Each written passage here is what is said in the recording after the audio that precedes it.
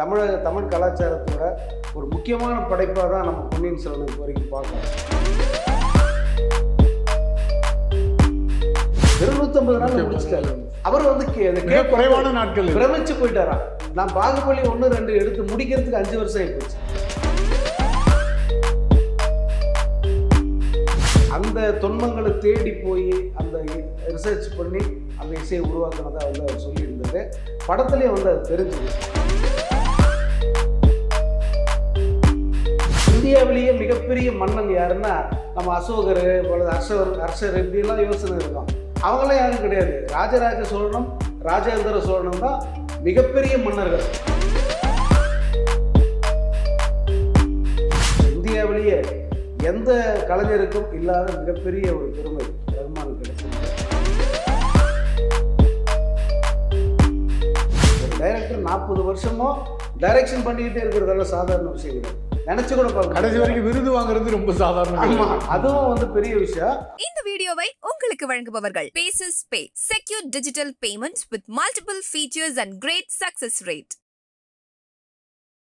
வணக்கம். இன்றைய சந்திப்பில் நம்முடன் இணைந்திருப்பவர் பத்திரிகையாளர் எஸ். சங்கர் அவர்கள். வணக்கம். வணக்கம் புத்தன். 2022ஆம் ஆண்டுக்கான தேசிய திரைப்பட விருதுகள் அறிவிக்கப்பட்டிருக்கு. அதில் தமிழுக்கு வந்து ஹாட்ரிக் மாதிரி மிகப்பெரிய ஒரு பரிசாக நிறைய விருதுகள் கிடைச்சிருக்கு. அதை எப்படி பார்க்குறீங்க? உண்மையிலே வந்து ரொம்ப சந்தோஷமாக இருக்குது. ஏன்னா நம்ம பொன்னியின் செல்வன் பற்றி நம்ம நிறைய வீடியோ வந்து பேசியிருக்கோம். பொன்னியின் செல்வன் ரிலீஸ் டைம்லேயே அந்த படத்தை வந்து மாற்று கருத்துக்கள் நிறைய இருந்துச்சு அந்த படத்தின் மீது. ஏன்னா கதையை கொஞ்சம் மாற்றிட்டாங்க, அப்படி இப்படியெல்லாம் சொல்லியிருந்தாங்க. பட் நம்ம வந்து அதுக்கு ஒரு சரியான நியாயம் வந்து சொல்லியிருந்தோம். ஏன்னா ஒரு நாவலை வந்து படமாக்கும் போது சில குறைந்தபட்ச சமரசங்கள் வேணும். பார்வையாளனை வந்து உள்ளே கொண்டு வரணும்னா அதெல்லாம் தேவை. அந்த சமரசங்களை வந்து அதில் மணிரத்னம் செஞ்சுருந்தார். படம் வந்து அந்த முதல் பாகம்னா கூட, அதாவது அடுத்த தொடர்ச்சி ஒன்று இருக்குது, அது வந்தால் தான் முழுமை பெறும் அப்படிங்கிற நிலைமை அதில் இல்லை. முதல் பாகம் பார்க்கும்போதே உங்களுக்கு முழு திருப்தி வந்திருக்கும். ஸோ அது ஒரு முழுமையான படமாகவே இருந்தது. அதனுடைய விளைவு தான் அந்த படத்துக்கு அத்தனை விருதுகள் கிடச்சிருக்கு. 4 விருதுகள் கிடச்சிருக்கு பொன்னியின் செல்வனுக்கு. சிறந்த தமிழ் படம் அப்படின்ற விருது உண்மையிலே வந்து அதுக்கு தகுதியான படம் இது. ஏன்னா நம்ம தமிழ் கலாச்சாரத்தோட ஒரு முக்கியமான படைப்பாக தான் நம்ம பொன்னியின் செல்வன் இப்போ வரைக்கும் பார்க்குறோம். இந்த நிமிஷம் வரைக்கும் வந்து தமிழ் எழுத்துலகில் பிரதானமான இடம் வந்து பொன்னியின் செல்வன் தான் இருக்குது. அந்த நாவலுக்கு திரைப்பட வடிவமானதுக்கு வந்து அது சரியான அங்கீகாரம். இப்போ நம்ம எப்படி தங்காளான பேசுகிறோமோ அதே மாதிரி பொன்னியின் செல்வன் முக்கியமான ஒரு இது. ஏன்னா ஒரு வரலாறை காட்சிகளாக மாற்றினவர் மணிரத்னம். ஆமாம், அது பெரிய சவால்.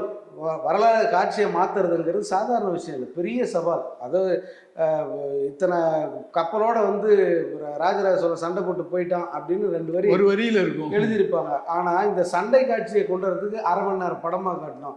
அதுக்கு கிட்டத்தட்ட 60 நாள் உழைக்க வேண்டியிருந்திருக்கும். அந்த உழைப்பு அந்த படத்தில் போட்டிருந்தார் மணிரத்னம். அதனால் அந்த படம் உண்மையிலே it deserved for this awards. அதே போல் ஏஆர் ரஹ்மானோட இசை, அதை பாருங்கள், சிறந்த பின்னணி இசைக்கான விருதுன்னு கொடுத்துருக்காங்க. சிறந்த பாடல்களுக்கு வேற ஒரு படம் பிரீத்தம் அப்படிங்கிற மியூசிக் கொடுத்துருக்காங்க. அதில் ஏன் அந்த பின்னணி இசைக்கான விருதுன்னா, பின்னணி இசைக்கு அவர் மெனக்கெட்டார். எப்படின்னா அந்த காலகட்டத்தில் பயன்படுத்தின இசைக்கருவிகள் என்ன அப்படிங்கிறத அவர் இந்தோனேஷியா வரைக்கும் பயணம் பண்ணி யாழ் இசைக்கருவிகள் அதிகம், அந்த இசைக்கருவிகள் பற்றி.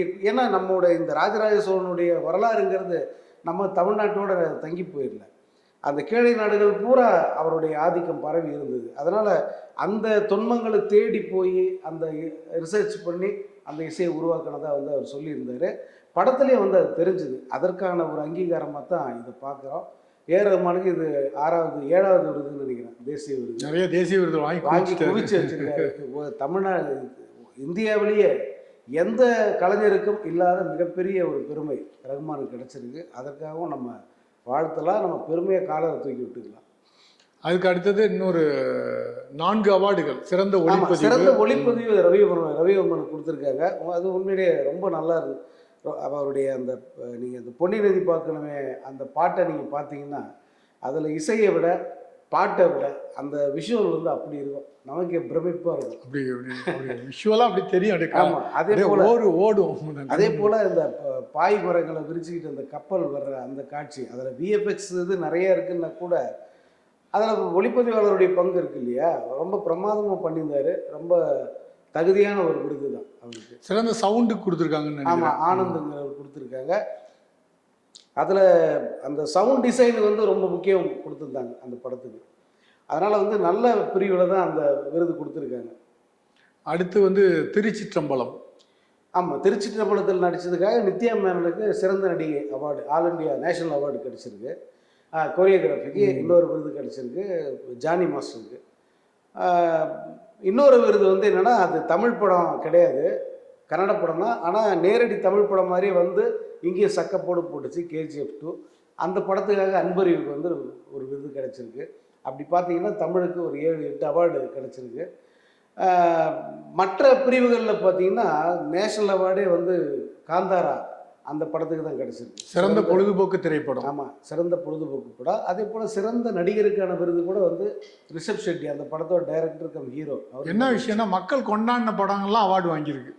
இப்போ சில நேரத்தில் நேஷனல் அவார்டு ஒரு படத்தை கொடுப்பாங்க, ஆனால் மக்களுக்கு தெரியாமல் கூட இருக்கும் அது. ஆமாம் ஆமாம் ஆமாம், அது மாதிரியான திரைக்கே வந்திருக்காது. ஆமாம், திரைக்கே வந்திருக்காது. ஆனால் அங்கே ஜூரிஸ் பார்த்துருப்பாங்க, பெஸ்ட் அவார்டு கொடுத்துருப்பாங்க. இந்த படம் எப்படா தியேட்டருக்கு வந்துச்சுன்னு நம்ம யோசிச்சிருப்போம். அப்படி இல்லாமல் இந்த வாட்டி அப்படி கொடுத்துட்டாங்க பெரிய படங்களுக்கு.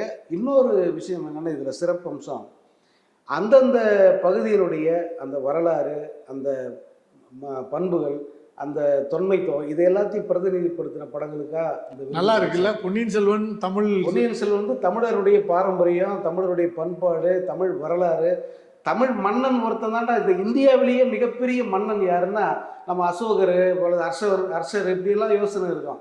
அவங்களாம் யாரும் கிடையாது. ராஜராஜ சோழனும் ராஜேந்திர சோழனும் தான் மிகப்பெரிய மன்னர்கள் இந்த இந்திய நிலப்பரப்பிலே. இவங்களுக்கு அப்புறம் தான் மற்றவங்களாம். அப்படிப்பட்ட ஒரு வரலாற்றை கௌரவிக்கிற மாதிரி தான் இந்த விருது கிடைச்சிருக்குங்க. இந்த கன்னடத்தில் பார்த்தீங்கன்னா காந்தாராங்கிறது வந்து அந்த பகுதியின் குறிப்பிட்ட ஒரு நிலப்பரப்பினுடைய ஒரு கலாச்சாரம், கடலோர கர்நாடக பகுதியின் பண்பாடு. ஆமாம், அதுக்கு வந்து ஒரு அங்கீகாரம் கிடைக்கிற மாதிரி வந்து அந்த விருது கிடைச்சிருக்கு. உண்மையிலே வந்து அது ரொம்ப சந்தோஷமாக இருக்குது.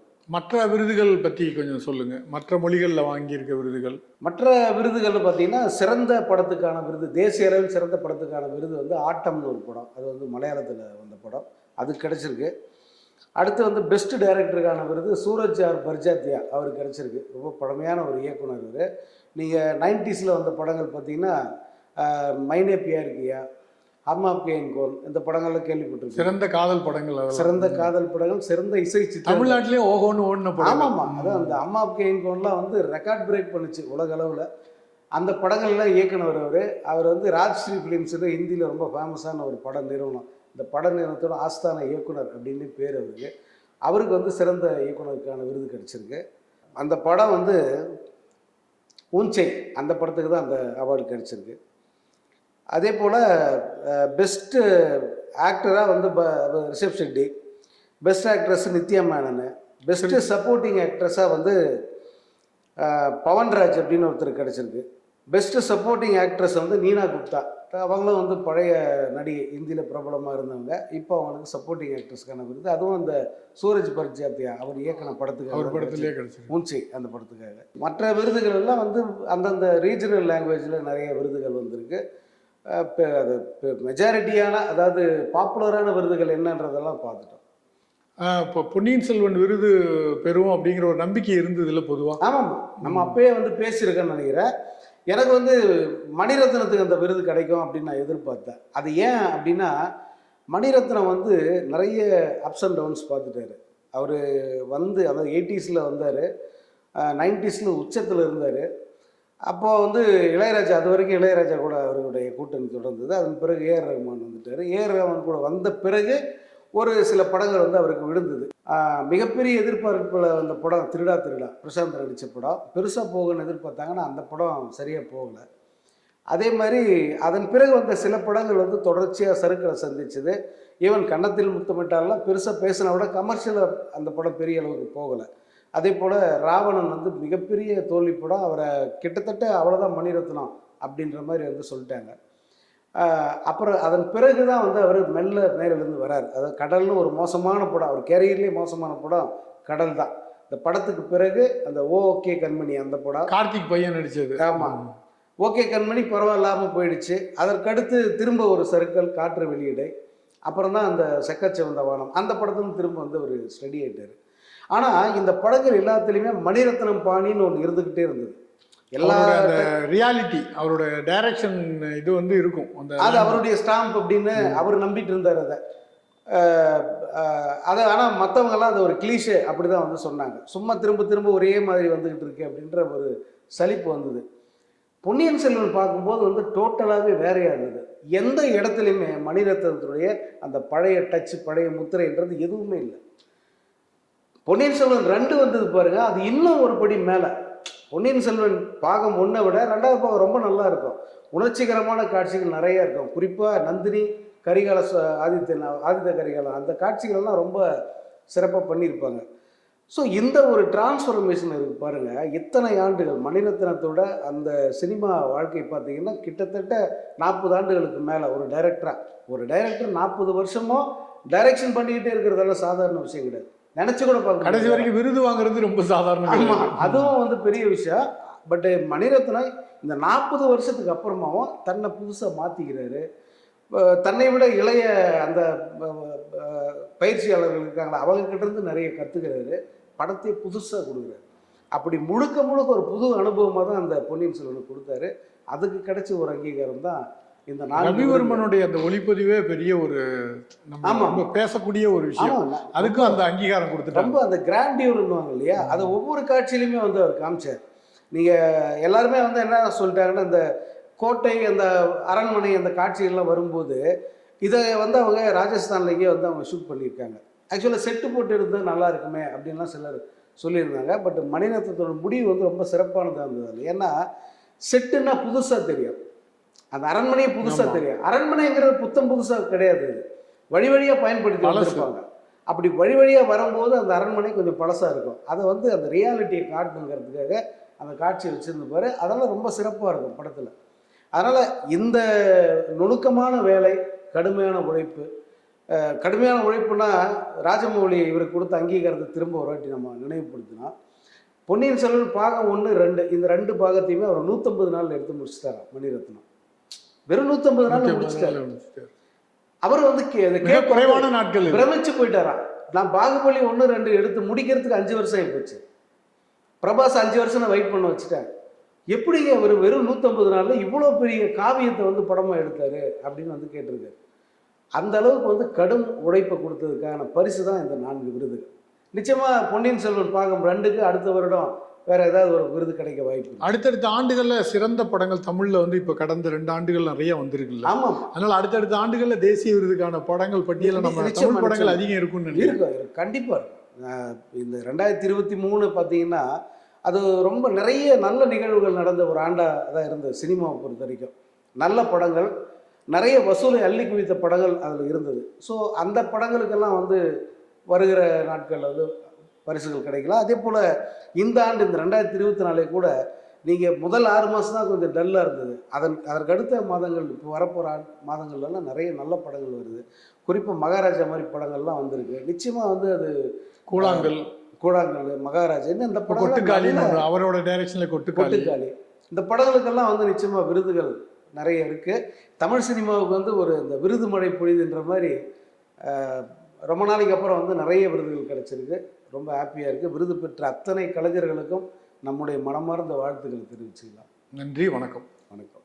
இந்த வீடியோ உங்களுக்கு பிடிச்சிருந்தா லைக் பண்ணுங்க, ஷேர் பண்ணுங்க, கமெண்ட் பண்ணுங்க. மறக்காம OH சினிமா சேனலுக்கு சப்ஸ்கிரைப் பண்ணுங்க.